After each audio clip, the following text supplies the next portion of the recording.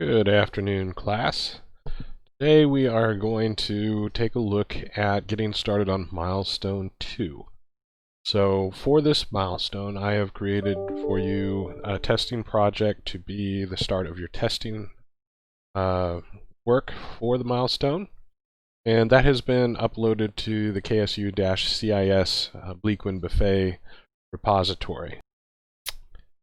In here we now have a data test folder and a unit test folder, and inside that drink, entree, and side tests to go with the project.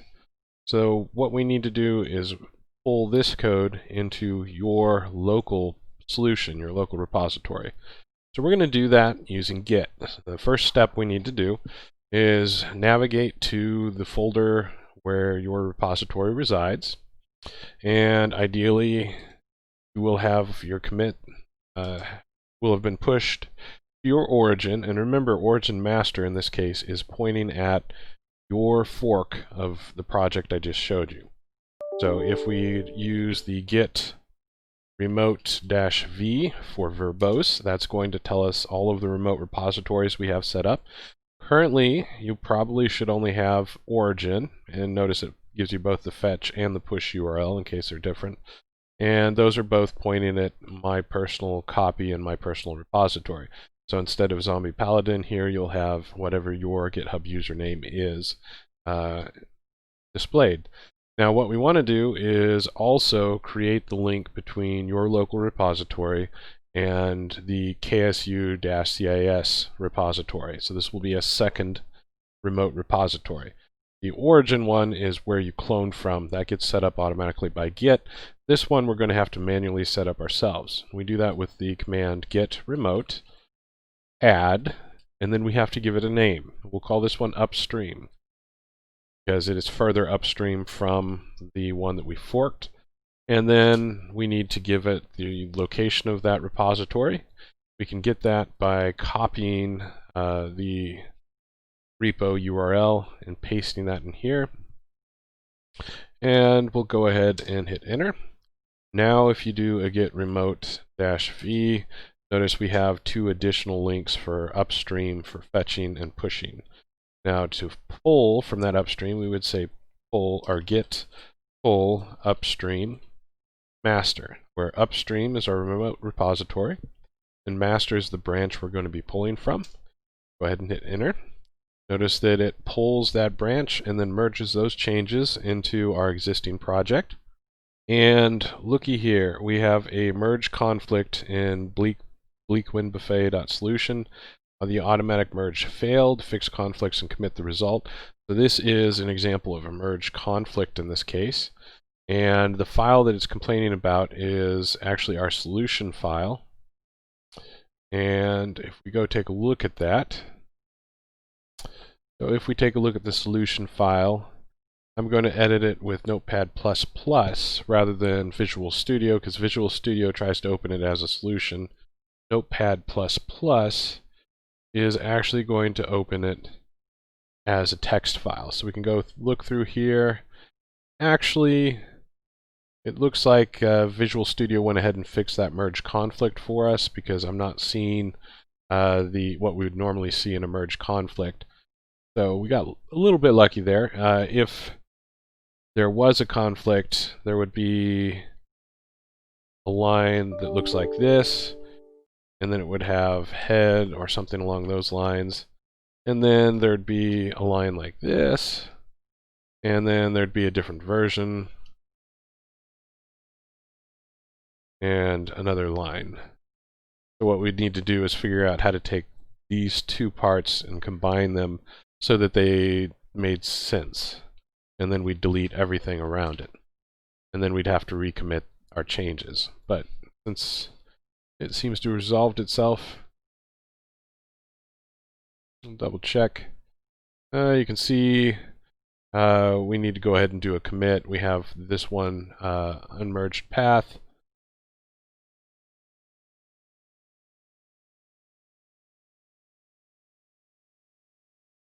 And we can just git add to say that this has been fixed, because Visual Studio apparently fixed it for us.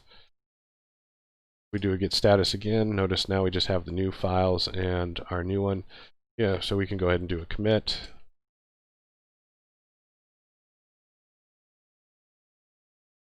Merge from upstream. Now, if your repository doesn't have a merge conflict, you don't even need to go through those steps, because the merge will automatically create that commit for you and basically take care of the merging process. Okay, so now we have this unit test project here, and we could go ahead and open it up, take a look at that. Let's start with the AretinoApplejuice. And if you come in and look at these tests, notice that we have the name of the function, should tell you kind of what we're looking for. So this says should not include ICE by default, and it's a fact, so there are no arguments being passed in here. So we basically are looking at this AretinoApplejuice. We would expect that to not have ICE by default. What we're going to do is go ahead and create one of those Applejuice classes. We'll have an AretinoApplejuice AJ and create it. And we would expect that this newly created Applejuice does not include ICE, and the way that we check to see if it has ICE is we look at that ICE property. So we want to assert that that ICE property is false. And since we're checking for Boolean, we're going to use the assert.false aj.ice. Now, if we go to our test explorer, we can find that in the Applejuice tests did not include ICE by default. We go ahead and run that test, and we would expect it to pass. And we notice it passes in under 2 milliseconds, so it looks like everything's good. And in the summary for that particular test, because this is a passing test, we really don't get a ton of detail, just how long the test ran. The next one should be small by default, so we would expect this to have size small. So we go ahead and again create an AretinoApplejuice, and by default it should start with all its default values.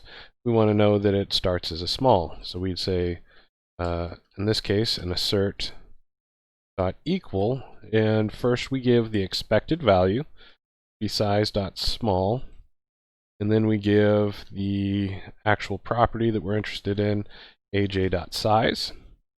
Let's go ahead and tweak this. Let's actually do medium. That way we should see that this test will actually fail. So should have correct size, should be small by default is what we call that test. So if we run this again, notice that this particular test failed, and it tells us where in the source that test exists, and it gives us a detailed message about the failure. There was an assertion of equality that failed. We expected the value of medium, and our actual value was small. So that should give us what we need to kind of look and figure out what's wrong, either with our source code or with our test. Now in this case, we know from our original milestone 1 requirements that it should start as small. So we'll go ahead and change that back to small. This next one should be able to set ICE. We want to be able to make sure that we can change what the value of the ICE is. So we again do an AretinoApplejuice.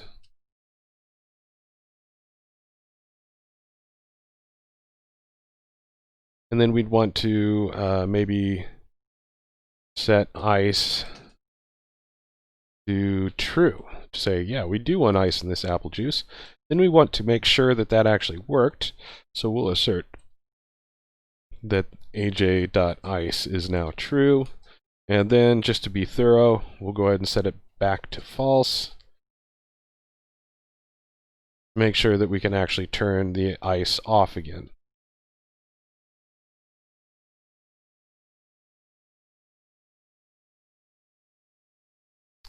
And our next test should be able to set the size. We can do that pretty much the same way. AretinoApplejuice aj equals new AretinoApplejuice. And we'll start by setting its size to size.large, and then we'll assert that the size is now large. So we expect it to be large, and we check to make sure that it did actually get set to large. Then we'll go ahead and do the next size, which is medium.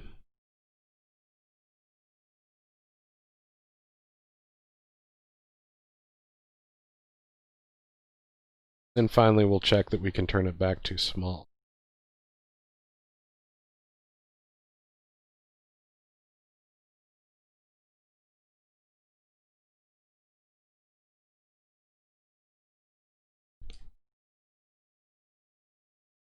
And I forgot the new keyword up there. Okay, this next one is a theory, so this gets a little bit more involved. In a theory, we provide inline data, and that inline data is basically defining the arguments that we're going to pass to the parameters that are defined in this method. So this is going to actually run this particular theory 3 times. First with size.small and 0.62 as the price, then is size.medium and 0.87 is the price, and then size.large and 1.01 is the price. If you go back to milestone 1 and look at the requirements, this is the price we expect for a small AretinoApplejuice. This is the price we expect for a medium AretinoApplejuice. This is the price we expect for a large. So what we're going to do is check that the size that we're looking at is actually giving us the right price. And that's why it should have correct price for size. So we have to, again, create an instance of the apple juice. And then we're going to set its size equal to the size that's being passed in. And then the last step we're going to do here is we're going to assert the equality of the price that we supplied with the test to the price that the apple juice tells us it currently is. So this will actually run, this function will be run 3 times with these 3 forms of data. And if you want to see that, I'll pull the Test Explorer back over here. Should have correct price for size. Notice that that actually has 3 subtests. And if we get a good look at them, this is with size large, size medium, size small. So we can run any one of those individually. We can run the entire group of 3, what I just did, or we could run all of the tests for the apple juice or all of the tests in the project. We can actually run at any one of these levels. And you notice all 3 of those passed, so we're in good shape there.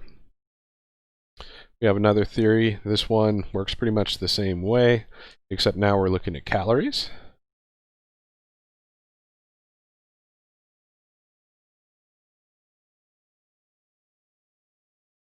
So we'll set the size to be provided size, and then we will assert the equality of the calories with the expected calories, so aj.calories. And then we come down, should have correct special instructions. And again, this is a theory. We have 2, 1 for true, 1 for false. If we think about it, well, this bool kind of gives it away if the ice is included. So if it includes ice, we would expect it to have the add ice special instruction. And if it didn't include ice, we'd expect it not to have that special instruction. So if include ice is true, we want to assert that then special instructions contains, and we can do this with the contains, and we also need that Aretino,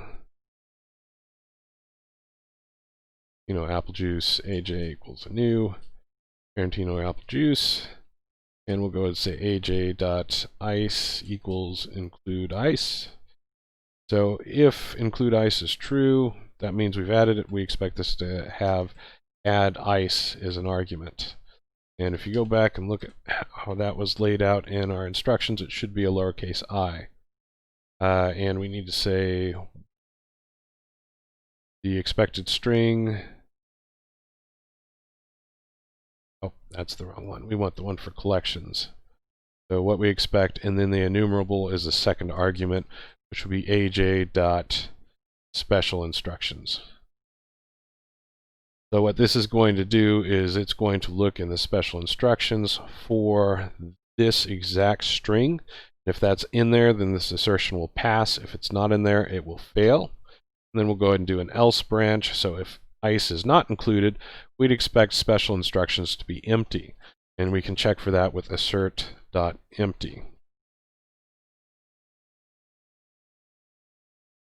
So that's going to check that the special instructions is actually empty.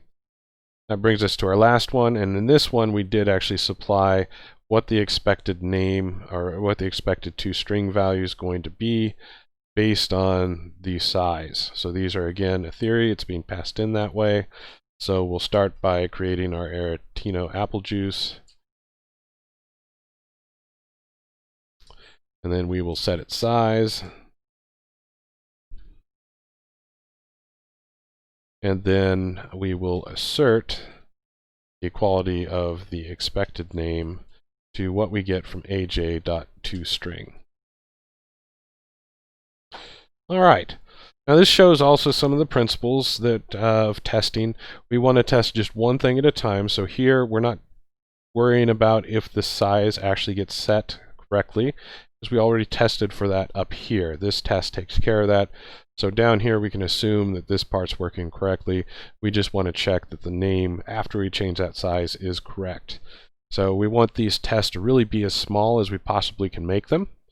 And ideally we wouldn't have logic in there like this. Like this test actually is tricky to do with the inline data in a theory. It would probably be better to break this into two individual facts. One that says you should have the correct special instructions for when you have the ice or when you don't, or we could provide a collection as a second argument here and actually do a comparison between the collections. But this is not too much logic. This gets us where we need to be. And finally, we can run all of those AretinoApplejuice tests. And if we run that, it looks like we have a failing test here. Should have special instructions, and notice we have an assert.empty failure. The collection is actually giving us a string, no special instructions.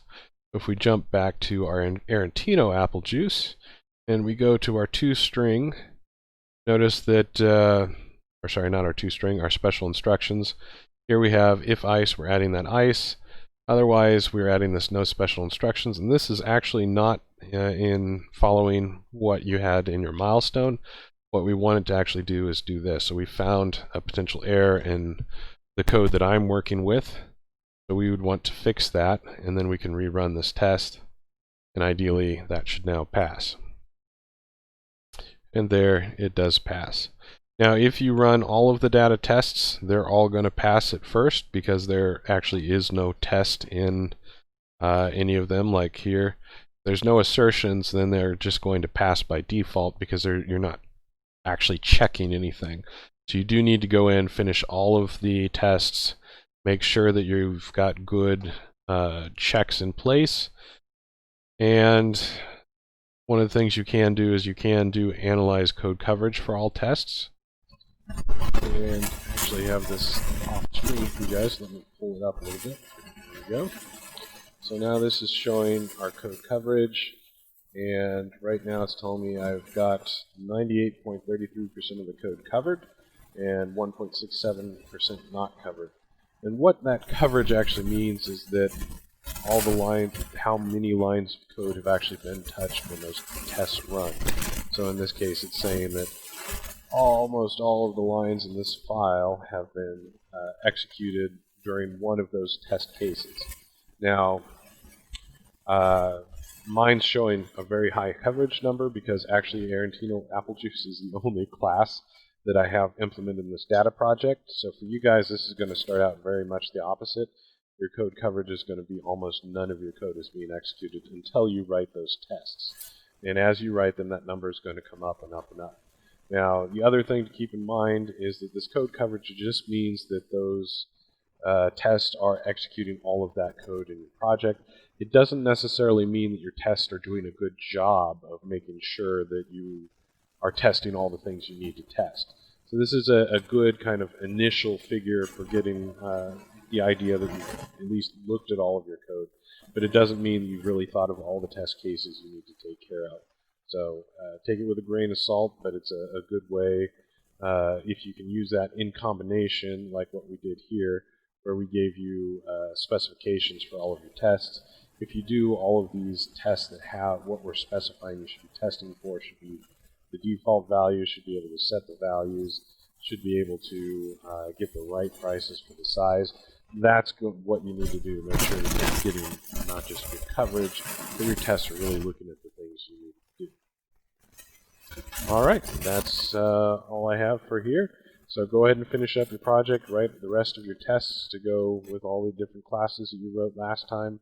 If there are any problems as you're writing those tests, if you find out your code isn't quite working the way you thought it was, this is the time to go back, refactor, fix that code. Also, when you get your feedback from the TAs, if there's some things they tell you need to fix, go in and fix those. And also go in and document all of your classes, all of the properties, add all of those details you need to have in there to meet the documentation requirements. Once you get all of those things done, go ahead and commit your changes, push them to your origin repo, so your GitHub repo, create a release there, and then give us that release URL as what we're turning in for this assignment. Alright, that's all I have for you today, so have a good one, get that done, and stay healthy.